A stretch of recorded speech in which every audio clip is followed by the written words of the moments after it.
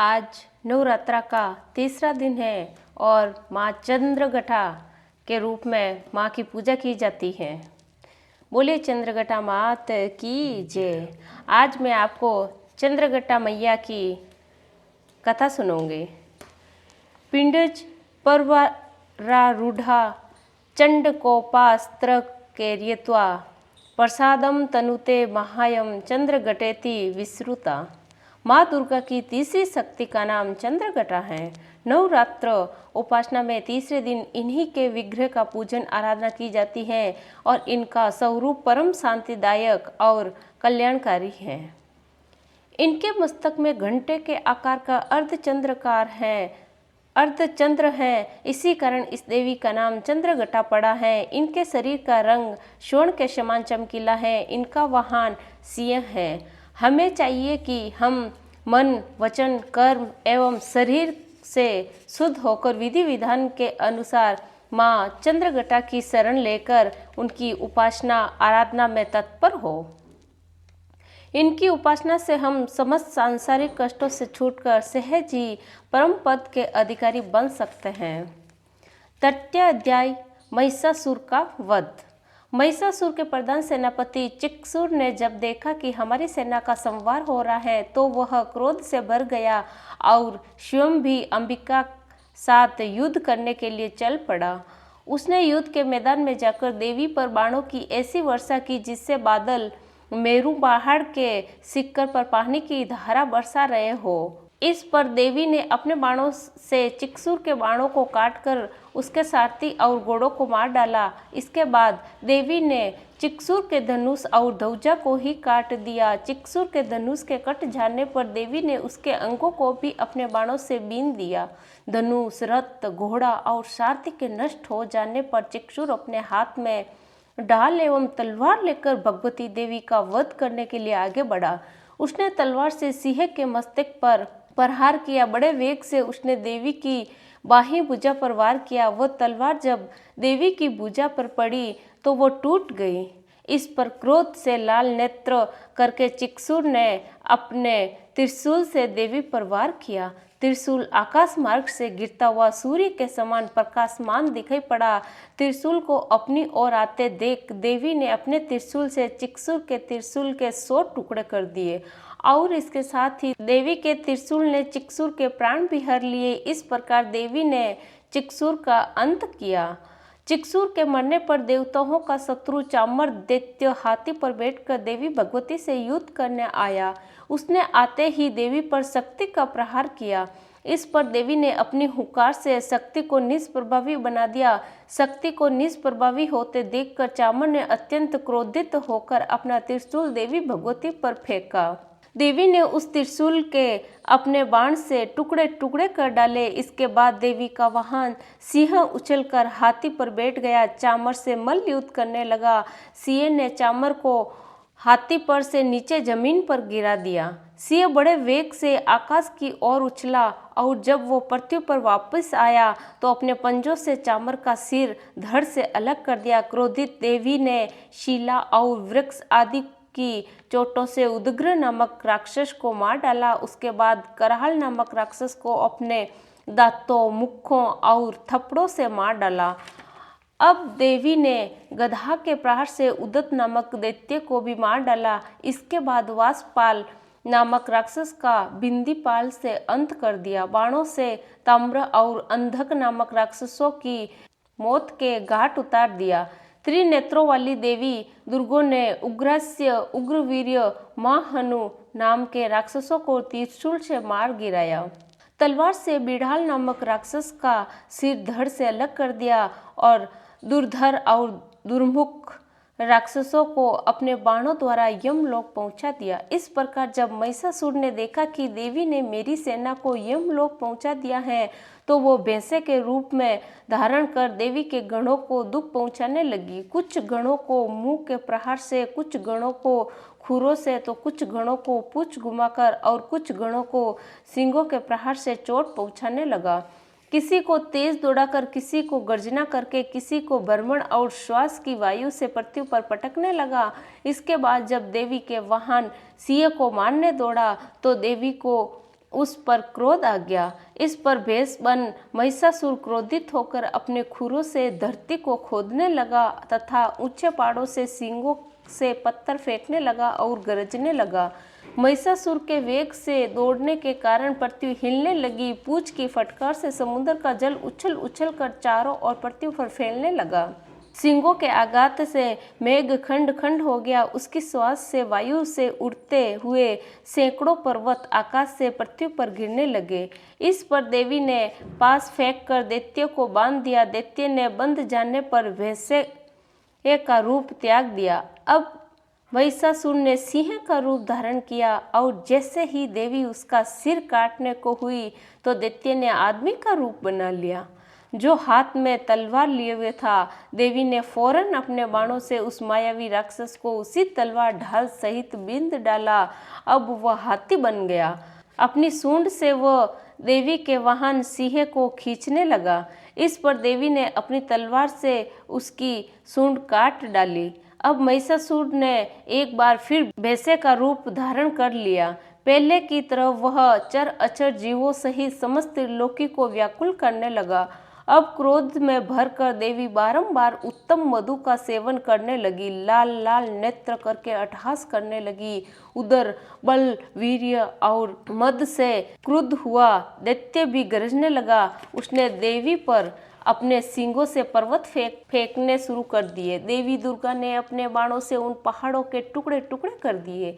मधुपान के कारण लाल मुक्की वाली देवी लड़खड़ाते वचनों से बोली, अरे मूर्ख, जब तक मैं मधुपान का सेवन कर रही हूँ तब तक तू गर्जना कर ले, मैं अभी तुझे यही मारूंगी।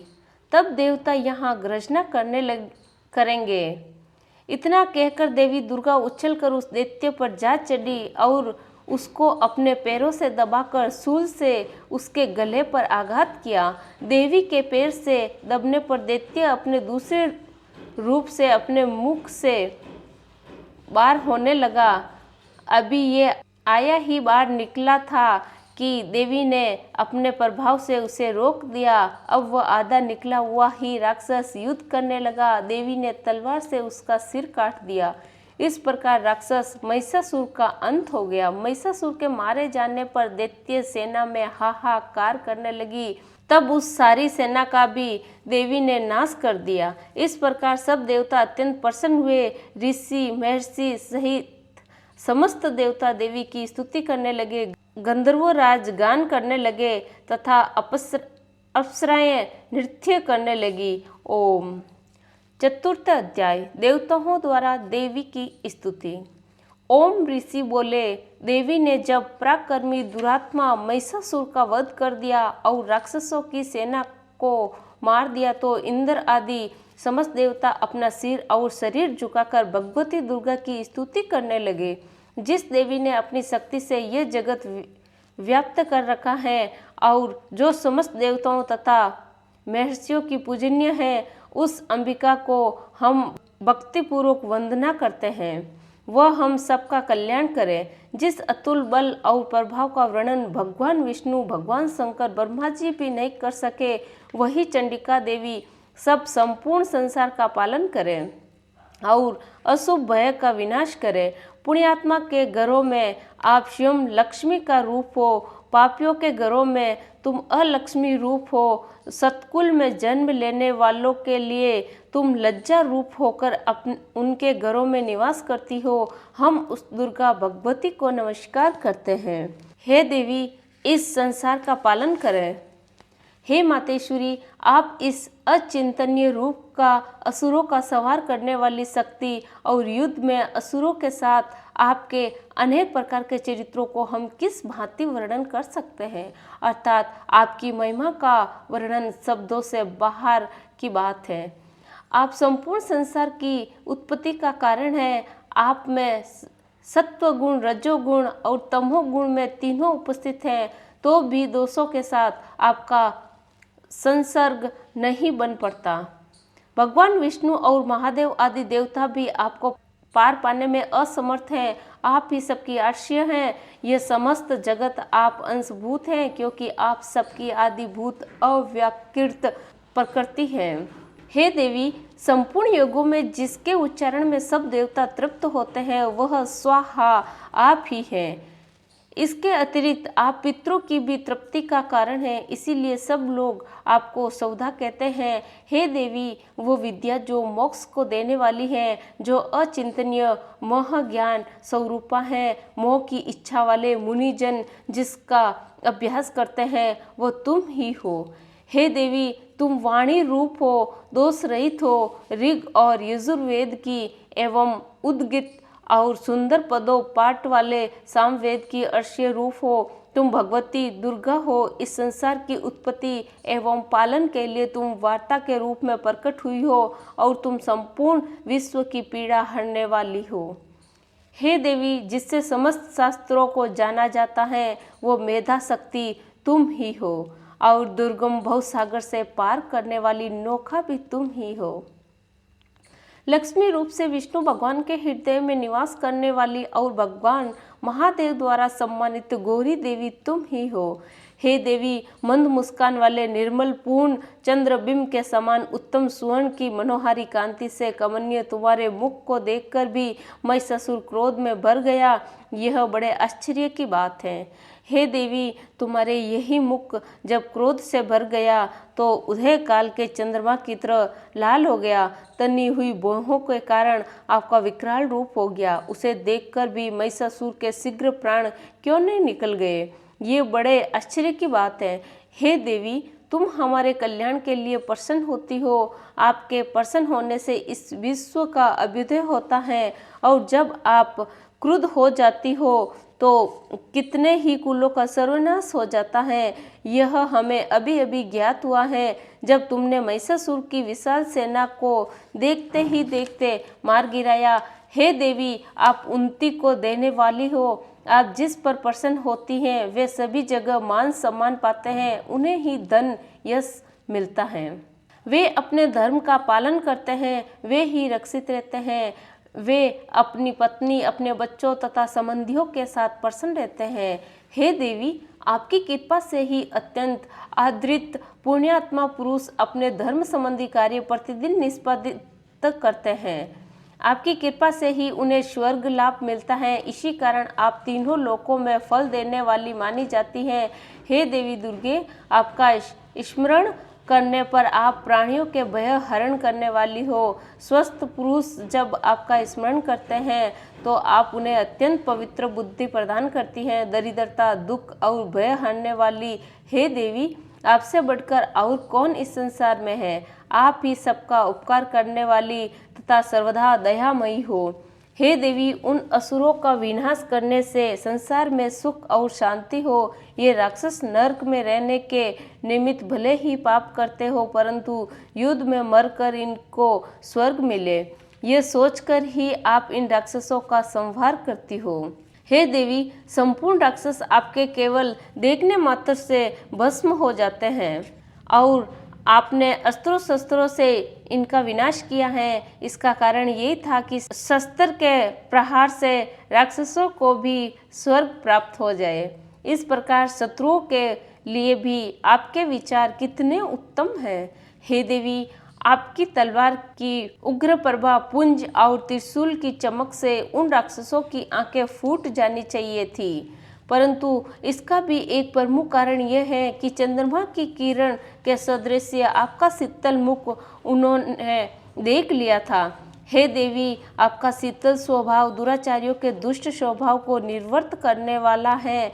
आपका रूप अचिंतनीय है, उसकी तुलना किसी से नहीं की जा सकती है। आपका पराक्रम तो देवताओं के पराक्रम को नष्ट करने वाले राक्षसों के पराक्रम को नष्ट करने वाला है। इस प्रकार आप शत्रुओं पर भी दया करती रहती हैं। हे देवी, आपके इस पराक्रम की बराबरी किसी से नहीं की जा सकती है। शत्रुओं को भयभीत करने वाला आपका पराक्रम और सुंदर स्वभाव और किसी में नहीं है। हृदय में ममतामयी दया और युद्ध क्षेत्र में कठोरता तीनों लोकों में आपसे बढ़कर किसी में नहीं है। हे देवी, युद्ध क्षेत्र में शत्रुओं को मारकर तुमने उन्हें स्वर्ग लोक में स्थान प्रदान किया है। इस तरह आपने तीनों लोकों की रक्षा की है तथा उन उन्मत्त राक्षसों से जो हमें भय था उसको भी दूर किया है। आपको हमारा बारंबार नमस्कार है। हे देवी, त्रिशूल से हमारी रक्षा करो। हे अंबिके, तलवार से हमारी रक्षा करो तथा घंटे की दौनी धनुष की टंकार से हमारी रक्षा करो। हे देवी, हे दुर्गा देवी, चारों दिशाओं उत्तर, दक्षिण, पूर्व और पश्चिम में अपने त्रिशूल को घुमाकर हमारी रक्षा करो। हे माता, तीनों लोकों में जो आपके सौम्य रूप है तथा असौम्य रूप है, उनसे हमारी रक्षा करो एवं इस पृथ्वी की भी रक्षा करो। हे अंबिके, आपके हाथों में जो खड्ग, शूल और गदा आदि शस्त्र शोभायमान है, उनके द्वारा हमारी रक्षा करो। ऋषि बोले, इस प्रकार सब देवताओं ने जगत माता भगवती की स्तुति की और नंदन वन के पुष्पों तथा गंध अनुलेपनों द्वारा उनका पूजन किया। सभी देवताओं ने भक्ति पूर्वक दिव्य धूपों द्वारा अर्चना की, फिर प्रणाम करने लगे। तब देवी दुर्गा प्रसन्न होकर उन देवताओं से बोली, हे देवताओं, तुम सब लोग जिस वस्तु की अभिलाषा रखते हो मुझसे मांग लो।